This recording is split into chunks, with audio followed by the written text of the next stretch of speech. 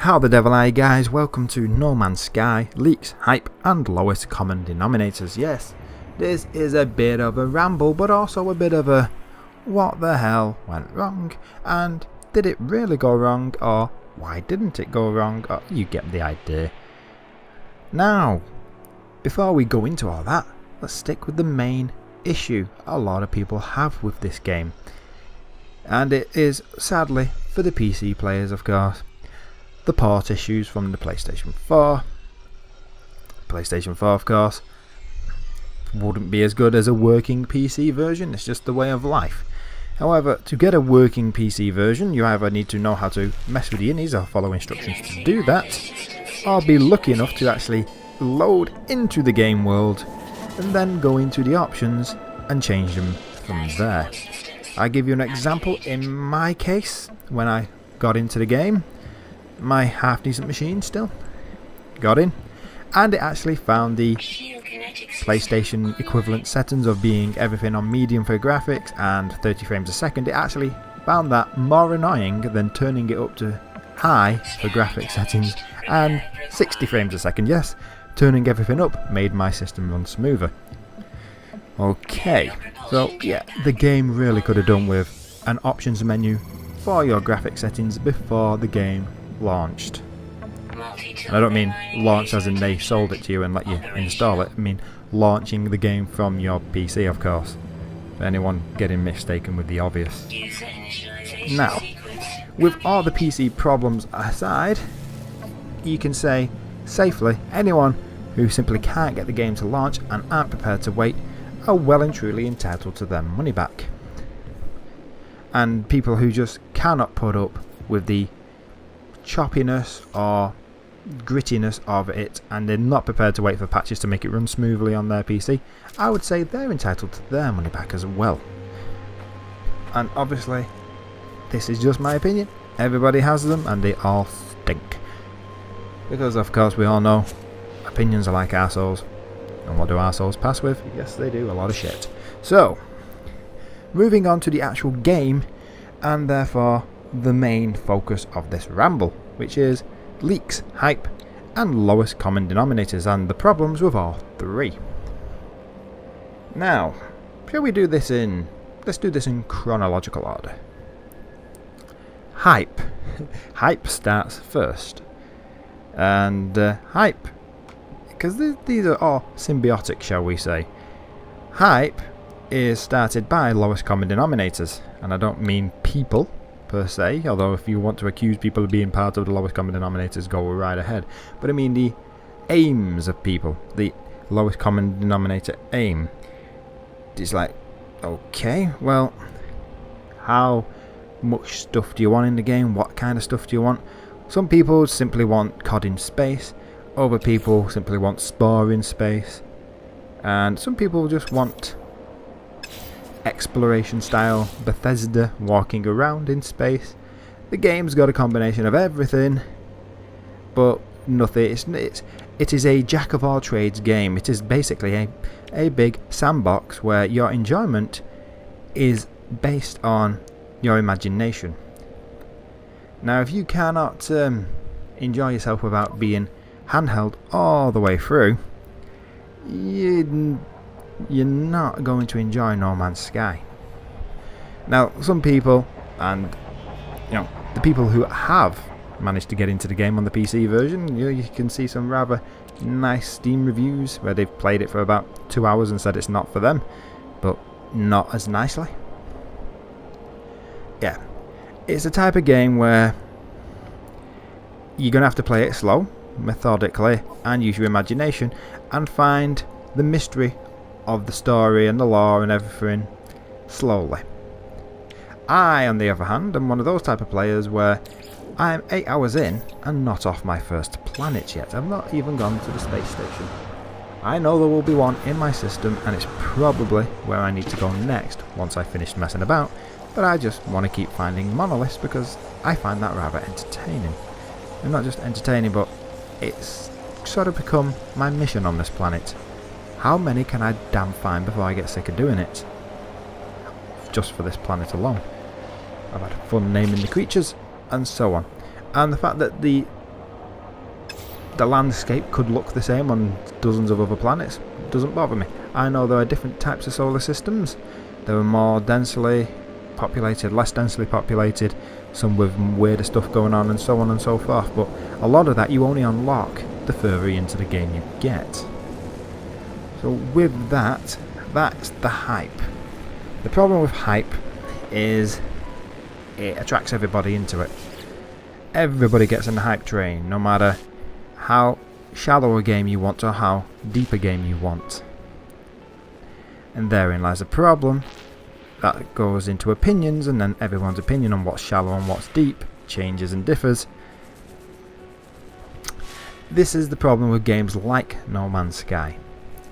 When they offer, shall we say, a wide universe with set rules, it's very, very wide, and it's deep in some places and very shallow in others, and in order to experience the deep you have to explore and prod around a bit until you find the deep parts. The players who jumped on the hype bandwagon and went spaceships in space, fly from planet to planet, find stuff, blow shit up. If they're only going prod and finding puddles, for them the game is cack.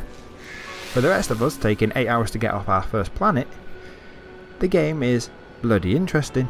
It's old school, it's get a pen and paper, it's remember things, it's for players who could walk between Riften and Solitude. And I mean walk, not run. You could actually walk all the way like an NPC. I could do that in Skyrim if I wanted to. I've done it in certain playthroughs, and other playthroughs I've run off, and some playthroughs I've sprinted. Depends how you're playing. However, there we are. That is the problem with hype. For all the people who get on board who want this type of game and are looking into it and thinking, yeah, that's the sort of thing I want, and then when they actually get it, they find it enjoyable. There are people who wanted Battlefront in a big universe. They thought it was going to be Star Wars Battlefront in a big universe and space battles. And then there's the people who got carried away by the hype the media were doing by constantly saying, so what about the multiplayer aspect? And then Hello Games would go, there isn't really a multiplayer aspect, but you might be able to see each other when the servers create a room for you. Then of course two people managed to find each other and the server didn't create a room for them. So then of course Hello Games are lying.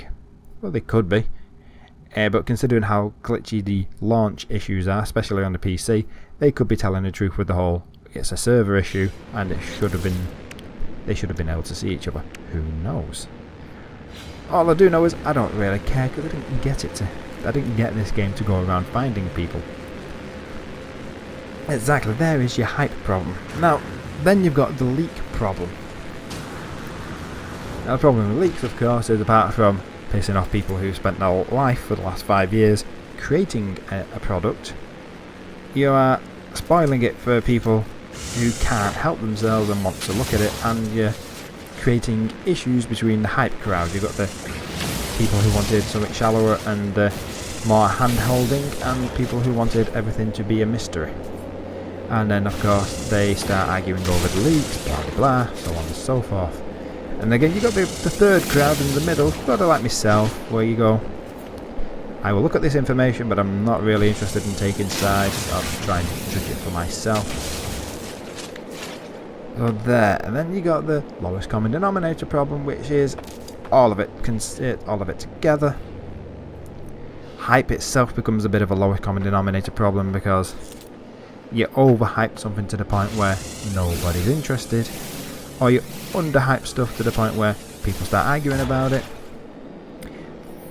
Opinions on something gets drawn out and watered down. Opinions and other things get overcomplicated. Then you've got the lowest common denominator problems with the leaks. People start arguing over what this means and what that means. Then you've got the whole, once you actually get into the game, the lowest common denominator problem of, we have a couple of generations of gamers now where, I'd say probably since PlayStation 2, 3, the end of PlayStation 2, beginning of PlayStation 3 era, and Xbox One and 360 era, was it? And the original Xbox, sorry, not the Xbox One, the original Xbox into the Xbox 360 era. That's where games started getting more and more towards holding your hand all the time, throwing tutorials in your face all the time, We got to that stage. Was it Assassin's Creed 3? The tutorial lasted about a third of the game. Now that was overdoing it with the hand holding, really. And then, of course, then you start getting lowest common denominator arguments. People arguing about petty things. I've seen some people argue about the way the buttons should work. Now, in the menus, the menu system, yes. Hello games, you should just click the menu buttons to change it. You don't need to hold it in the menu. The menu is the menu. Yeah, that's the options menu. You should just click to, you shouldn't have to hold E to change or hold the mouse to change. But in the actual game, if that's the way you've designed the interface to work in game, yeah, that's fine. But in the options menu, please, you should click and it does it. Why? That's reinventing the wheel for no reason. However, I have seen some people basically complain about the button presses in game. It's like, oh, why can't it do this, or why doesn't the right mouse button do this, or why doesn't the escape button do that, and why doesn't this do that, and just they've designed a damn game, and just learn how it works. Come on. Now, with that, you've got the other problems of other people going this and that and this and that, and the arguments go to and fro and to and fro, and you end up in a situation where people are arguing about nothing. Buttons, how the buttons are set up, how the starship controls itself, how the flights isn't the best flight simulation ever. Don't think it was supposed to be, but it could do with a little bit of improvement here and there. I will agree on that. However, as I was saying, lowest common denominator problems with hand holding all the way. We had that generation PlayStation 2 into 3 and Xbox into Xbox 360, where that's where we sort of went from a situation where games would give you something and let you figure it out, and into, right, here you go, handheld all the way, and tooltips in your face that you couldn't get rid of unless you clicked OK to say you'd read them. And No Man's Sky, because it's indie game, it's sort of all the way back, pen and paper, try and remember things. The tooltips might just flash up in the bottom of the corner of the screen and not stay up or never come back on again. You may not even be able to find them in the options. Best thing you can do is just look at the control scheme and see if any of that gives you an idea, that sort of thing.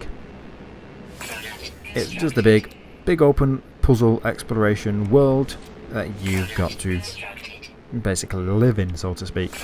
It's almost back on the pen and paper days of you get up to a monolith and then you've got to make a decision based off what you know. Do you kill the monster or run away, that sort of stuff? Who knows? However, ramble aside, I do enjoy the game personally, and I understand why a lot of other people don't enjoy the game. Is it worth $60 or is it worth a AAA game? No, it's not. Why have they done it? They've done it because then they can say they're giving out free DLC. Well, what they mean if they've already paid for the DLC. Will the DLC improve the game? Let's hope so. There's supposedly base building coming in, so a bit of Minecraft features there, and some bigger ships like your own cargo ships, or away you go and get yourself a massive Firefly type ship you can walk around inside. What else? I hope to God that they do keep improving the game. Has the game got a lot of potential? Yes, it has. Does it look fairly good? It is very similar to me, like, as a Bethesda type game. Yeah, it's not pretty up close, but the actual stand back and look at it as a whole, as a painting from a distance, it's bloody good. It's bloody quite nice. Does it have its issues? You damn right it has its issues. However, if you're a slow, methodical player and you're not fussed and you like learning things for yourself, and you plod around and you didn't expect Battlefront or COD in space, then yeah, it can be deeper than people think. A lot of people are going, there's no story. Of course there's no story. It's the type of game where you make your own. So yeah, there's a bit of a story based around the lore that you can sort of piece together yourself and create, and you can figure out what the lore of the universe is heading towards the centre, and that is it. The rest of it is Oops. There you go. As I've said in previous videos, occasionally I don't turn my phone off. And there's my Metal Gear Solid exclamation mark message tone. So yes, as I say, this is a ramble video. And yeah, if you're slow, methodical, and you like to explore, and the whole galaxy of planets doesn't bother you, and a lot of them are going to be the same, and to find the ones that aren't the same, you're going to have to do a lot of exploring. By all means, probably be a game you're going to enjoy. There are people out there who have spent longer than me on the first planet. I've seen people on social media saying, oh, they spent 25 hours on the first planet. I've spent 8. I think I'm roughly getting ready now to go to the space station and start exploring space. And there are other people who have simply rushed around into space as quickly as possible, jump, and they're saying it gets tedious. Of course it gets tedious. I don't really think rushing to the centre and not doing anything else is the best way to play this type of game. However, with that in mind, there we have it. Problem with leaks. They kind of ruin expectations for some and raise them for others and get people arguing. The problems with hype.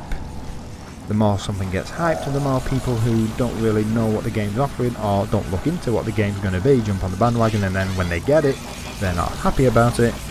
And the problems with the lowest common denominators is the more people who jump on the bandwagon, the less likely you're going to have people who want the game for what the game says it is, and the more you're going to end up with a massive group of people who want the game to be what they want the game to be.